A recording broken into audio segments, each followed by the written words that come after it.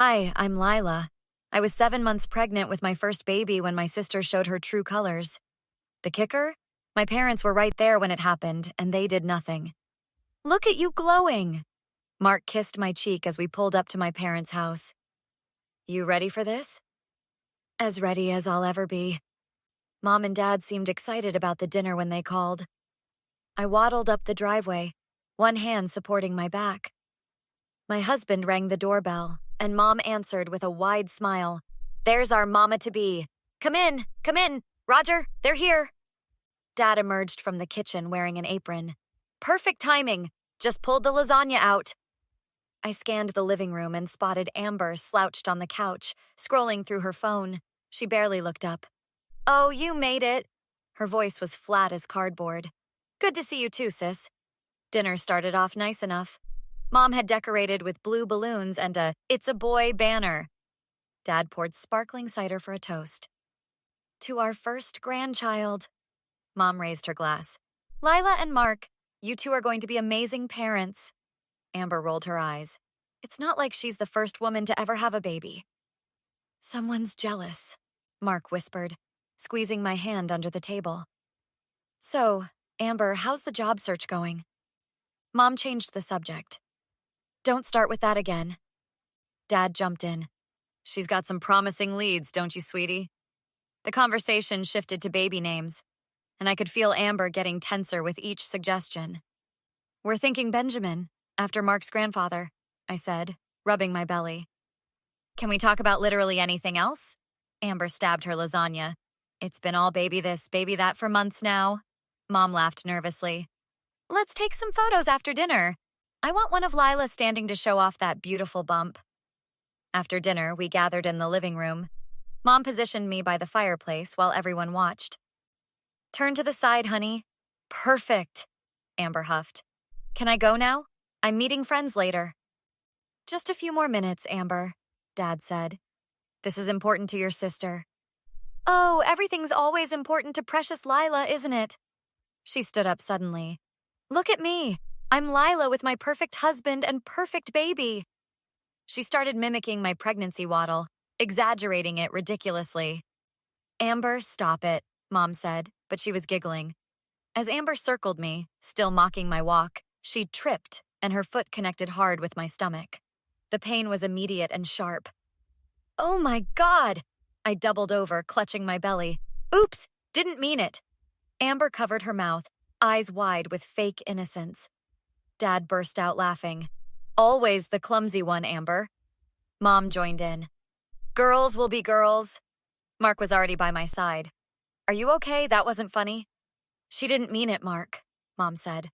Amber was just playing around. I felt a cramp ripple across my abdomen. Something's wrong, I whispered to Mark. Mark's face hardened. We're going to the hospital now. Don't be dramatic, Amber scoffed. I barely touched her. Mark helped me to my feet. Your sister just assaulted my pregnant wife and my unborn son. We're leaving. Assault. It was an accident, Dad protested. Let's go, Lila, Mark said, guiding me toward the door. Our baby comes first. The hospital waiting room felt like it was closing in on me. Mark paced while I filled out forms, my hand shaking. What if something's wrong with the baby? Try to stay calm. We'll know soon. My phone buzzed with texts from Mom. Don't be so sensitive. Amber said she's sorry. You're making a mountain out of a molehill. Your father and I think you're overreacting. I showed Mark the messages and his jaw tightened. Unbelievable. Lila Stewart? A nurse called me back. Dr. Chen arrived quickly after the ultrasound technician finished. Her face was serious as she reviewed the images. The good news is your baby's heartbeat is strong, but I'm concerned about these readings. There's some placental disruption that wasn't present at your checkup last week. What does that mean? Mark asked, gripping my hand. It means we need to monitor you closely. This kind of trauma can lead to complications. How exactly did this happen? I explained about Amber's kick. So this was an intentional act? Dr. Chen frowned, typing notes. She said it was an accident, but it wasn't, Mark cut in. Her sister has always been jealous of Lila. She did it on purpose and then laughed about it.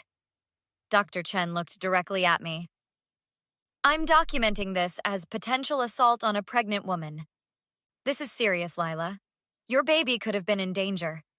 After Dr. Chen left to arrange monitoring, my phone rang. It was Amber. Look, I'm calling to say sorry, or whatever. I didn't mean to kick you that hard. That hard? You shouldn't have kicked me at all. God, you're so dramatic. Mom's crying now, thanks to you. I'm in the hospital because of you. It was a joke. Besides, you're fine, right? I hung up, fighting tears. Mark put his arm around me. This isn't the first time they've done this, is it? Made you feel crazy for having normal reactions? The question hit me like a ton of bricks. Memories flooded back, Amber accidentally spilling punch on my prom dress, Mom and Dad laughing when Amber cut chunks of my hair while I slept, them dismissing it when she stole money from my wallet. They've always protected her, always made excuses.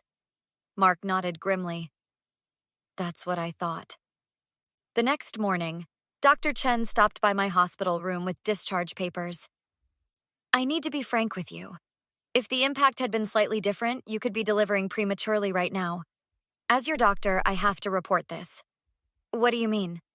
This was an assault on a pregnant woman. You have options, including pressing charges. Mark and I exchanged looks. Can we talk to someone about that? 2 hours later, Detective Garcia sat beside my bed, notepad ready. Walk me through exactly what happened, Mrs. Stewart. After I finished, she nodded grimly. This isn't just a family squabble. In the state of Illinois, battery against a pregnant woman is a felony. My parents will never forgive me. With all due respect, they're not the ones who need forgiveness here. They stood by while your sister endangered your baby. That evening, Mom called screaming, "The police just left our house. How could you do this to your own sister? How could you laugh when she kicked me? It was an accident. Now you're trying to ruin her life? Your father and I are disgusted. She could have hurt my baby. Family doesn't do this to family, Lila. If you go through with this, don't ever call us again." After she hung up, Mark held me as I sobbed. You did the right thing. We have to protect our son. The next week was a parade of harassment. Amber showed up at our door unannounced, mascara running down her face. You have to drop these charges. I could lose my job interview. You should have thought about that before you kicked me. It was one stupid mistake. I've apologized like 1,000,000 times. You didn't apologize once. You said you didn't mean to kick that hard. Amber's fake tears dried up instantly. Whatever. Mom and Dad are right. You've always been selfish. Mark's parents arrived from Michigan the following day. I'd been dreading it. Sure, they'd think I was overreacting too. We're here for you, honey, Janet said, hugging me gently. Bill, Mark's father, set down their bags. No one has the right to put hands or feet on you, especially not while you're carrying our grandson. Later that evening, Bill dropped a bombshell. I made some calls. This isn't the first time Amber's been violent. What do you mean? Your cousin Emily told me about an incident 3 years ago. Amber pushed a girl off the dock who couldn't swim. Your parents paid the family off. My stomach dropped. I never heard about that. Emily said your parents have been covering for Amber since high school. The next day, my phone lit up with messages from people I hadn't heard from in years. Mrs. Patterson, our childhood neighbor, called to say she'd witnessed Amber poisoning my hamster when we were kids. My college roommate remembered Amber slashing her tires. My former boss recalled Amber showing up drunk at my workplace, threatening me for missing her birthday party. All of them offered to testify. At the pre-trial meeting, Amber walked in wearing a conservative dress, hair pulled back, looking nothing like her usual self. Lila, can we talk privately before we start? In the hallway, Amber's eyes welled up. I'm so sorry. I've been going through depression, anxiety. I didn't mean to hurt you or the baby. You've never mentioned mental health issues before. Because I was embarrassed. Please, sis. I'll do anything. Therapy, anger management. Just don't make me go to court. Something in her eyes didn't match her words. I'd seen this performance before. The time for apologies was immediately after it happened. Not after you got caught. Back inside, The DA laid out the case. We have the medical documentation from Dr. Chen, statements from your husband, and now multiple character witnesses describing previous violent incidents. Mom and Dad showed up as we were leaving. You need to stop this witch hunt, Mom hissed. If you do this, Dad warned, you're no longer our daughter. I placed my hand on my belly, feeling my son kick. That's your choice. But I'm going to be a better parent than you were. I'm going to protect my child, even when it's hard. As we walked away, Mark squeezed my hand. You're the strongest person I know. The courtroom felt smaller than I expected. Mark sat directly behind me while Amber and my parents huddled with their lawyer across the aisle. All rise for the Honorable Judge Westbrook. Detective Garcia testified first, describing the hospital report and witness statements. Then Dr. Chen took the stand. In my professional opinion, the defendant's actions constituted a significant risk to both mother and child. The placental disruption could have resulted in premature labor or worse. Amber's lawyer tried to paint it as a harmless accident. Siblings roughhouse all the time, isn't that correct? This wasn't roughhousing, Dr. Chen responded firmly. This was a deliberate kick to a visibly pregnant woman's abdomen. When Mrs. Patterson testified about the hamster incident, I heard gasps from the gallery. Then Taylor described the slashed tires, and my former boss recounted Amber's workplace threats. Finally, it was my turn. I described that dinner, the jealous comments, the exaggerated mocking, and then the kick. And how did your family react? They laughed, said she didn't mean it. The judge's face darkened. After closing arguments, he delivered his verdict. Amber Stewart, I find you guilty of reckless endangerment and battery against a pregnant woman. I sentence you to 2 years probation, mandatory anger management, and 200 hours community service. Furthermore, you are to maintain 500 feet distance from the victim. Amber burst into tears, real ones this time. This isn't fair! It was an accident! Young lady, the judge cut in, the evidence suggests otherwise. And I'm deeply troubled by your family's role in enabling this behavior. He turned to my parents. Mr. and Mrs. Stewart, the court can't compel you to take responsibility for your daughter's actions or your failure to protect your pregnant daughter, but I strongly suggest family counseling. 2 weeks later, my water broke. After 18 hours of labor, Benjamin Roger Stewart entered the world, healthy despite everything. As I held him, Janet and Bill beamed from the doorway. He's perfect, Janet whispered. Mark kissed my forehead. You both are. A nurse poked her head in. There's a Roger and Diane Stewart asking to see you. And an Amber. Mark stiffened. Absolutely not. I touched his arm. It's okay. Let my parents in. Just them. They entered cautiously, bearing stuffed animals and balloons. He's beautiful, Lila, Mom said, eyes welling up. We're sorry, Dad added. Seeing you in court, hearing those things about Amber, we've been blind. Yes, you have been. We want to be part of his life, Mom pleaded. That depends on you. Amber isn't allowed near him, ever, and I need you both to acknowledge what you enabled all these years. We're in counseling, Dad said, and Amber's actually sticking with her anger management.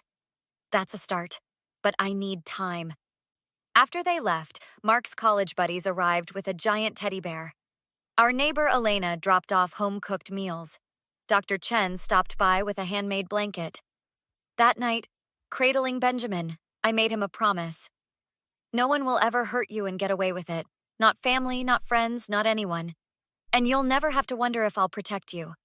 That's what real family does. That's the end of Lila's story of standing up to her toxic family. What would you have done if you were in Lila's position? Would you have pressed charges against your own sister? Or tried to handle it privately within the family? And do you think her parents deserve a second chance after years of enabling Amber's toxic behavior? Share your thoughts in the comments below. I'm really interested to see where you stand on this family drama. If you enjoyed this revenge story, please hit that like button and consider subscribing for more stories like this one. Your support helps this channel grow, and I appreciate each and every one of you who takes the time to engage with these stories.